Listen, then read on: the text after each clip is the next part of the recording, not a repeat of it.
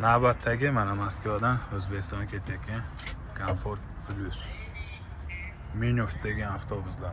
Har bitta o'tiradigan vositasi zaryadchi konditsionerlari bor.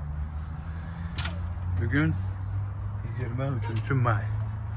Posatkaga qo'yildi mana ko'kalar. Qizchamiz ham mana O'zbekistonga ketyapti, kichkina qizcha. Issiqmasmi qizim? Issiq ketmayapsizmi?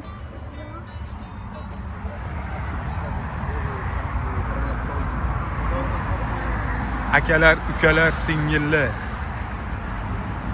yetadiganlar, aloqaga chiqaverasizlar. Moskva shahridamiz. Moskvadan O'zbekistonga avtobus xizmati ukalar.